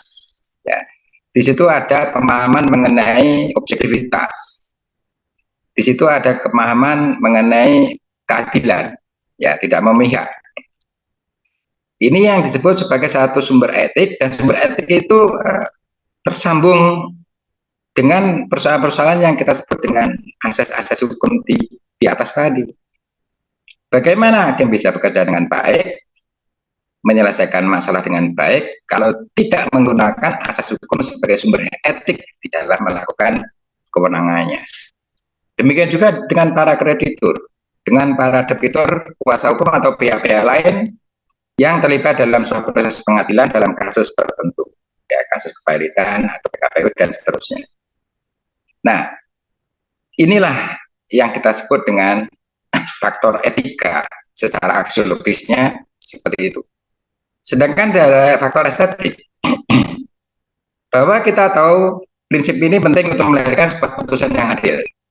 Ya, prinsip-prinsip yang ada dan tercantum sebagai asas-asas hukum ini dijadikan sebagai pedoman di dalam melahirkan sebuah putusan yang adil. Tentu putusan yang adil ini adalah putusan yang diterima semua pihak. Ya. Dan penerimaan ini secara aksiologis menunjukkan adanya kepuasan. Yaitu terpenuhinya estetika bagi semua pihak yang bersengketa. Faktor estetiknya merupakan bentuk kepuasan karena dia telah mendapatkan satu keadilan dari penerapan hukum oleh hakim. Bukankah namanya kepuasan ini bisa kita sebut sebagai faktor estetik? Anda pergi ke mana, ke laut, ke pantai, ke gunung, ini hanya untuk memperoleh apa yang kita sebut dengan kepuasan batin. Sama seperti hanya sebuah undang-undang apapun, harus bisa menjelaskan faktor aksiologis ini untuk memberikan kepuasan, kemanfaatan, dan juga keadilan bagi para pihak. Kemudian, sebagai sinopsis dari apa yang tadi saya jelaskan singkat itu, bahwa asas hukum dalam Undang-Undang Kepailitan dan PKPU memiliki fungsi dan kedudukan yang penting sebagai sumber nilai yang telah teruji secara filosofis. Sumber nilai, ya, sumber nilai di dalam pembentukan undang-undang, sumber nilai dalam pengembangan ilmu, pengembangan teori, dan sekaligus juga sumber nilai dan praktek. Perkembangan ilmu dan teori tidak boleh keluar dari prinsip-prinsip kebenaran yang termuat secara abstrak ke dalam asas-asas hukum. Jadi ilmu itu bisa berkembang liar, keluar dari ruang, keluar dari wilayah atau ruang lingkupnya. Itu menjadikan ilmu itu akan tidak bisa tidak bisa dipakai sebagai dasar untuk membuat satu keputusan karena dia berada di luar atau keluar dari prinsip-prinsip kebenaran yang telah ditetapkan di dalam asas-asas hukum. Hukum apa saja? KUH pidana, hukum acara pidana, diharapkan asas di dalam KUHP itu sanggup memayungi, sanggup mengintervensi, sanggup berada di dalam setiap rumusan pasal dan ayat. Asas itu dalam praktek pelaksananya bisa dijadikan pedoman bagi penegak hukum, ya, supaya dia tidak menyimpang dari asas yang telah dijadikan sebagai dasar dari produk hukum yang dia tegakkan itu. Kemudian sinopsis, pembentuk undang-undang dituntut memiliki kemampuan sebagai filsuf, ya, bagaimana menerjemahkan nilai-nilai abstrak yang berada di dalam asas-asas hukum itu dimasukkan dalam rumusan pasal-pasal. Dan terakhir, sinopsis, asas hukum menjadi standar etik bagi semua pihak terlibat dalam penyelesaian perkara pilot, dan keputusannya selaras dengan asas hukum dan sanggup melahirkan kepuasan batin bagi semua pihak, dan itulah yang disebut dengan nilai estetik atau keadilan. Baik, saya kira itu Bu Moderator yang bisa saya sampaikan, dan terima kasih. Assalamualaikum warahmatullahi wabarakatuh.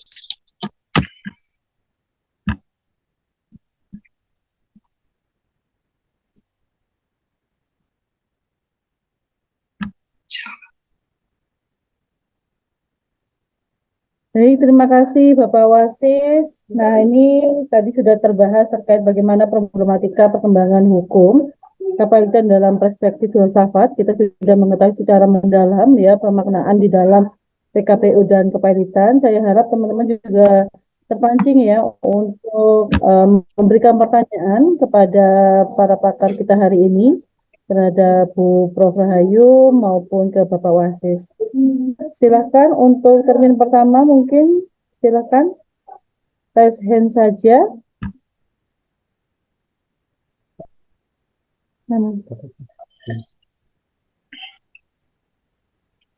Ini. Silakan. Ada pertanyaan untuk Prof. Rahayu dengan Bapak Wasis?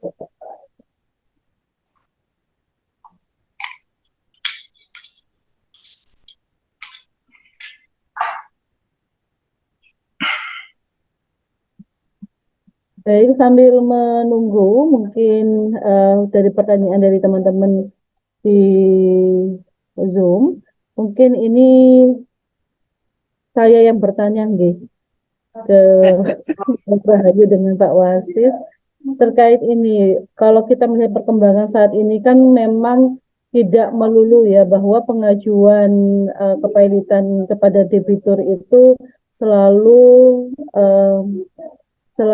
memposisikan bahwa kreditur itu beritikat baik. Nah, apakah memang Bu Prof di dalam pengajuan kepailitan kepada debitur, adakah kemungkinan bahwa di sini ada itikat buruk dari pihak kreditur di dalam prakteknya, Bu Prof?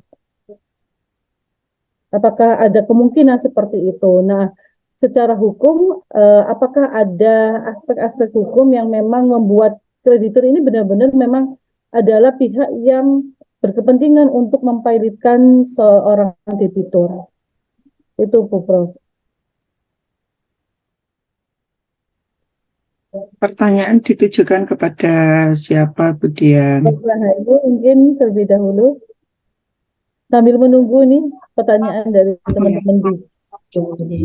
Ya, mungkin saya coba jawab ya.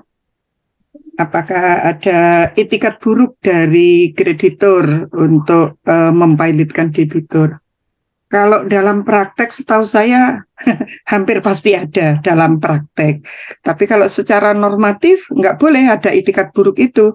Karena tadi sebagaimana saya sampaikan, syarat untuk bisa dimohonkan atau diajukan pilot itu asal memenuhi dua syarat itu normatifnya. Simple, yakni pasal 2 ayat 1, debitur yang punya minimal 2 kreditur dan salah satu krediturnya sudah punya utang dan jatuh tempo. Artinya tidak harus dua-duanya utang tadi sudah harus jatuh tempo. Nah, kemudian juga utangnya itu untuk pembuktiannya adalah sederhana, sumir. Nah, saya katakan tadi kalau dalam praktek apakah ada itikat buruk, ya memang ini akan dibuktikannya di pengadilan, tetapi hal yang seperti apa yang masuk itikat buruk misalnya begini, krediturnya sebenarnya ada satu, tapi syaratnya kan harus minimal dua, maka kemudian mencari-cari kreditur lain seperti itu, sehingga seringkali disebut oh ada kreditur fiktif ya atau kreditur lainnya. Atau sebenarnya juga bukan fiktif, ada kreditur lain. Tetapi kan syaratnya harus semua hal atau semua bukti secara formal, ini kasus perdata itu kan bukan material, tapi secara formal, berarti surat-suratnya semuanya harus lengkap. Dan syaratnya kalau ngomong lengkap tadi harus asli. Nah, pertanyaan berikutnya, apakah kreditur lain yang kebetulan juga punya utang, misalnya mohon maaf Budian sebagai debiturnya, krediturnya ada saya, kemudian ada Bu Putri. Saya kan tahu Bu Putri ini punya piutang kepada Budian atau tidak. Saya mencari tahu. Ketika saya sudah tahu, apakah boleh saya pinjam semua hal terkait dengan perusahaan Bu Putri? Semuanya harus asli untuk saya jadikan bukti. Ketika tidak asli, ternyata di pengadilan juga masih bermasalah. Nah, ini apakah juga bisa disebut itikat buruk? Bisa juga sebenarnya tidak itikat buruk, tapi untuk menunjukkan adanya bukti yang asli, itu ternyata juga tidak mudah, kan begitu. Karena belum tentu pikiran, pandangan dari si kreditur yang lain tadi juga pingin untuk mengajukan permohonan pilot, tidak sama dengan pikiran kreditur saya misalnya, untuk mempilotkan. Kalau tidak sama kan kemungkinan besar kreditur yang lain yang punya piutang kepada debitur yang mau dipilotkan tadi, surat-suratnya, surat formalnya pendirian PT, berarti ADART dan seterusnya itu akan dipinjamkan juga, misalnya seperti itu. Itu dalam prakteknya. Maka sebenarnya kalau secara normatif sih syaratnya cukup simpel, cukup sederhana. Tapi yang simpel itu kadang juga hakim membuat tidak simpel juga. Seperti itu mungkin dari pengalaman saya ketika dipraktek, ketika diminta untuk jadi ahli, ataupun mungkin juga sekedar konsultasi. Mungkin seperti itu Budian yang bisa saya sampaikan. Mungkin kalau dari sisi asasnya, monggo Pak Wasis saya serahkan kepada beliau. Apakah asas yang tadi terkait dengan kelangsungan usaha ini juga menjadi bermasalah atau seperti apa? Monggo Bu Dian saya kembalikan. Oke, langsung saja Bu Dian ya. Tadi di paparan saya saat menjelaskan tentang asas, ada salah satu asas yang namanya asas keseimbangan dan asas integritas. Artinya asas ini menuntut para pihak yang sedang berperkara selalu menempatkan diri dalam posisi etika baik, selalu berusaha untuk hakim, selalu berusaha menempatkan para pihak itu sama, ya, seimbang. Karena kalau asas ini terabaikan, maka apa yang tadi diceritakan oleh Prof. Rahayu itu bisa jadi muncul dalam praktek pelaksanaan di lapangan. Ada maksud-maksud tertentu terselubung, ada maksud etika yang kurang bagus, kepilotan dimohonkan memang sengaja untuk bagaimana perusahaan itu betul-betul mati, tidak punya kesempatan bangkit kembali, ya, tidak memiliki kesempatan untuk memperpanjang kelangsungan usahanya, membangun survival dari perusahaannya, karena ada tendensi-tendensi yang kurang sehat dari para pihak. Dan itu bisa saja dalam praktek muncul. Oleh karena itu, sekali lagi bahwa asas ini menjadi penting, tidak hanya bagaimana sebuah teori-teori atau ilmu pengetahuan yang dikembangkan, disesuaikan dengan perkembangan saat ini, tetapi juga menjadi standar etik bagi para pihak dalam bersendiri. Saya kira itu tambahan saya, Bu Moderator. Silakan.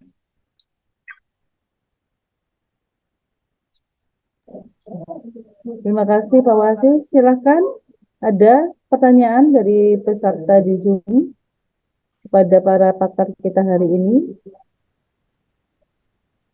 Silakan. Ini kalau saya lihat Bu Dian, saya sekedar mengecek nama-nama, ada banyak juga selain mahasiswa kita, Bapak Ibu dokter dari luar loh ini. Ada Bu Maitria, ini Bu dosen, Selamat Bu dokter datang, Bapak dari Ibu. Unisda, ada dari UNES, ada dari LAPS, SJK, ada banyak sebenarnya, ada Ibu kurator mantan Ibu notaris dan juga kurator dari BNI, ada Ibu Rora dan lain sebagainya, ada banyak sekali ini para kolega. Monggo jika Selamat mau datang, Bapak bertanya, Ibu. Silakan juga Bapak para Ibu, mahasiswa. mahasiswa yang ingin memperdalam apa yang disampaikan oleh Prof. Rahayu dengan Bapak Wasis. Bu Kusria juga Ya. ya, Ibu notaris. Assalamualaikum warahmatullahi wabarakatuh. Waalaikumsalam. Waalaikumsalam warahmatullahi wabarakatuh. Selamat pagi Prof. Rahayu, Budian, dan para peserta Pak Wasis. Matur nuwun sudah berbagi ilmu. Ini kebetulan ini ilmu yang tergolong baru ya bagi saya, baru menekuni kembali hukum data khususnya kepailitan. Saya mohon izin bertanya, Prof. Terlintas tadi apabila untuk kepailitan ini debiturnya adalah perusahaan daerah BUMD misalkan. Dari pengalaman Prof. Rahayu untuk persoalan yang terkait dengan BUMD ini, bagaimana Prof jika memang ada apa harus dipilotkan, kemudian untuk pelaksanaan sita jaminannya, demikian Prof. Mohon sharingnya. Baik. Ya. Kemudian langsung ya. Iya, Prof. Monggo langsung saja, Prof. Oke, Bu Dr. Maitria Cahyani, beliau ini dosen Unisda Gontor, jadi ini yang punya Gontor ini, menantunya Pak Yai ini. Bu Maitria, kebetulan saya belum pernah diminta sebagai ahli untuk BUMD, tetapi mungkin bisa saya sampaikan. Saya pengalaman kebetulan diminta untuk BUMN, kemarin kasusnya PKPU Garuda, mohon maaf Bapak Ibu. DI. Mungkin sempat Garuda nggak terbang ya, itu kemarin masih nangkring di pengadilan. Kalau saya bicara secara pengalaman praktik, memang dalam praktek itu seringkali berbeda jauh dengan apa yang ada di buku atau di undang-undang atau secara normatif. Tadi saya sampaikan contohnya BUMN ya. BUMN ini termasuk BUMD, perusahaan daerah juga. Ini sebenarnya kan masuk kategori badan hukum. Badan hukum berarti kalau bicara tentang aset, sita, nanti sitanya gimana? Berarti BUMN, BUMD ini adalah karena masuk kategori PT, khususnya yang BUMN-nya Persero ini sama dengan PT. Dasar pendirian, operasional, dan lain sebagainya adalah mendasarkan Undang-Undang 1 tahun 1995, itu adalah Undang-Undang PT. Dan Undang-Undang PT ini sudah direvisi menjadi Undang-Undang 40 2007. Artinya ketika PT sebagai badan hukum, ini sekaligus pembelajaran khususnya untuk adik-adik mahasiswa yang sedang menempuh hukum lembaga keuangan dan perusahaan, PT ini berarti asetnya terpisah, ya, terpisah. Kalau pun toh misalnya harus sita, yang sita berarti ya harta kekayaan yang ada di PT, bukan harta kekayaan pribadi. Saya kayaknya juga belum pernah menemukan, memang saya belum melakukan penelitian khususnya untuk BUMD, apakah sudah pernah ada yang diajukan untuk pilot atau belum. Kebetulan yang sudah saya teliti dan itu menjadi disertasi saya, itu adalah BUMN yang ada di Indonesia. Pada waktu awal adanya tadi Pak Wasis sudah menyebut, misalnya ada PTDI, Dirgantara Indonesia, ini kan BUMN. Sebelum jadi PTDI itu dulu adalah PT Nurtanio. Nurtanio ini membuat pesawat yang ya Garuda kita itu adalah produknya dari Nurtanio kan seperti itu. Dan kemudian menjadi PTDI, Dirgantara Indonesia. Ketika PTDI sekitar tahun berapa ya, 2007 kalau nggak salah, mau dipilotkan, orang se-Indonesia Raya itu protes semua. Wah, ini BUMN kok dipilotkan, negara kok pilot. Nah, terus kalau koran nulis jeruk kok makan jeruk dan seterusnya. Bisa nggak? Saya menjawab dengan tegas. Menurut Undang-Undang Kepilotan dan juga menurut Undang-Undang BUMN jelas bisa dipilotkan. Tadi pasal 2 ayat 5 bahwa perusahaan yang bergerak di bidang publik termasuk BUMN, DAPEN ini adalah bisa dipilotkan oleh Menkyu, Menteri Keuangan. Pada waktu itu, tapi kan ini bentuknya PT, Persero kembali lagi. Maka di sini sebenarnya ada perdebatan, Bu Mei, ada perdebatan antara Undang-Undang Kepilotan dengan Undang-Undang BUMN. Tapi sebelum ke Undang-Undang BUMN dan Undang-Undang PT, di Undang-Undang BUMN pasal 4, pasal 9, pasal 11 itu bicara tentang BUMN kan ada 2, Perum dan Persero.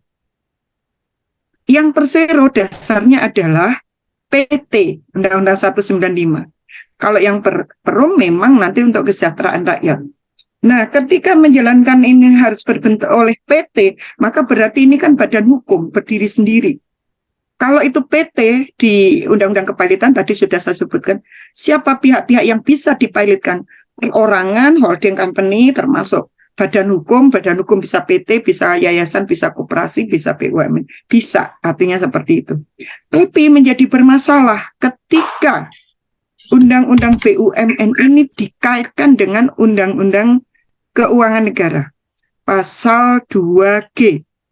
Di pasal 2G ini poinnya berbunyi bahwa aset yang sudah dipisahkan dari sistem APBN maupun yang tidak dipisahkan dari sistem APBN ini adalah keuangan negara. Sementara di Undang-Undang BUMN disebutkan aset yang sudah dipisahkan dari sistem APBN dan ditanamkan menjadi perseroan, dalam hal ini BUMN Persero, maka ini adalah asetnya BUMN Persero sebagai PT. Nah, disinilah ada konflik norma antara Undang-Undang BUMN dengan Undang-Undang Keuangan Negara. Jadi sebenarnya masalah utamanya di situ. Undang-undang private-nya adalah BUMN, dilanjut ke Undang-Undang PT, dilanjut lagi ke, jungto lagi ke Undang-Undang Kepilotan. Berarti kalau mengacu ke hukum privat, Undang-Undang BUMN, kemudian Undang-Undang PT, kemudian Undang-Undang Kepilotan, maka BUMN itu bisa dipilotkan menurut ketiga undang-undang itu. Tetapi ketika BUMN Persero tadi dibawa ke ranahnya publik, dikaitkan dengan Undang-Undang Keuangan Negara, ini menjadi tidak bisa.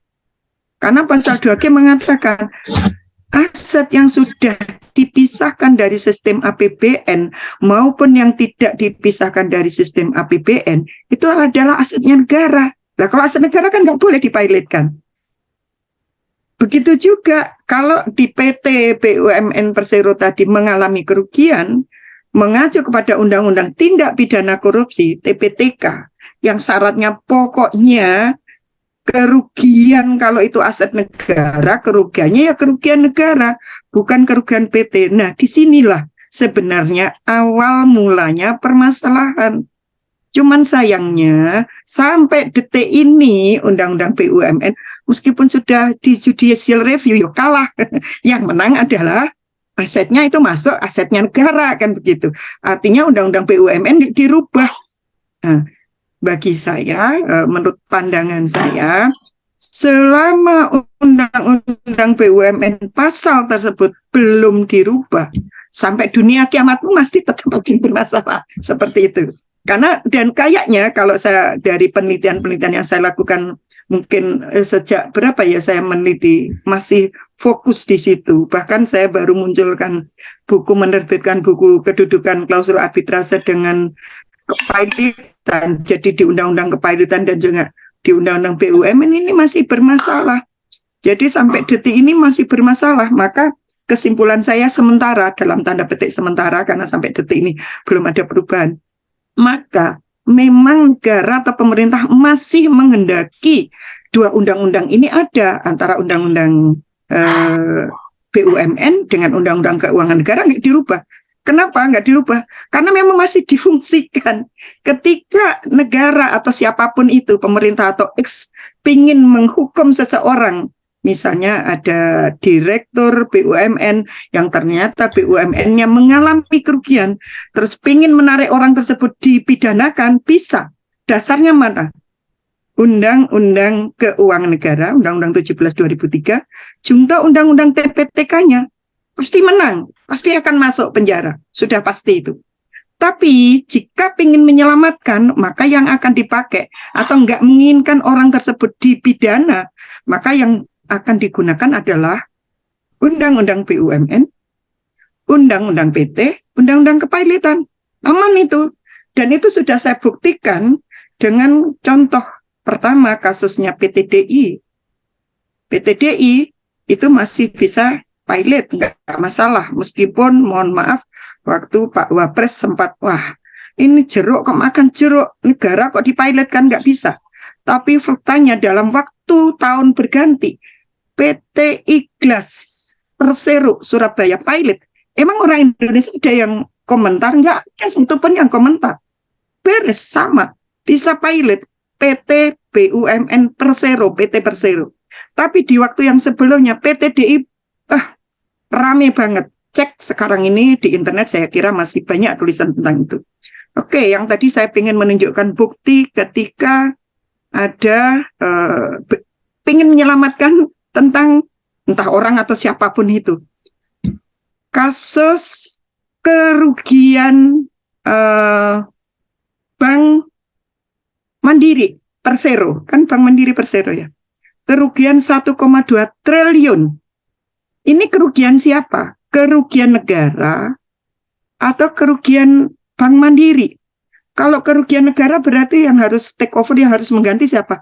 Kan negara tahu yang harus menanggung. Tapi kalau itu kerugiannya Bank Mandiri, ya negara nggak mau tahu, toh itu PT Persero, kan begitu ya. Nah, faktanya apa yang terjadi? Kemudian ada surat edaran Mahkamah Agung, WKMA waktu itu oleh Bu Mariana Sutadi kalau nggak salah KMA-nya. Kasus tersebut diputus begini intinya. Ini kerugiannya PT Bank Mandiri. PT Bank Mandiri itu PT Persero. Maka kerugiannya Bank Mandiri. Untuk menjalankan atau menyelesaikan kasus tersebut dengan mendasarkan kepada Undang-Undang PT, didasari dengan adanya surat edaran WKMA. Pertanyaan saya, memang betul untuk berlakunya sebuah undang-undang perlu adanya fatwa Mahkamah Agung? Kan mboten wonten, nggak ada ketentuan begitu. Aneh pun ajaib di negeri kita seperti itu. Yang ini mohon maaf kalau saya bicara vokal karena memang hanya berdasarkan hasil penelitian. Artinya bicara tentang konsistensi berlakunya undang-undang di Indonesia. Ini sekaligus khususnya untuk adik-adik S1, S2, tolong dong pelajarin asas-asas berlakunya hukum atau prinsip-prinsip hukum yang tadi juga Pak Wasis khususnya kalau di Kepailitan sudah disampaikan. Tapi secara umum, tadi khusus yang ditanyakan Bu Mitria ini, ada undang-undang yang harus betul-betul dibedah antara undang-undang BUMN, Undang-Undang 19 tahun 2003, Undang-Undang Keuangan Negara, Undang-Undang 17 2003.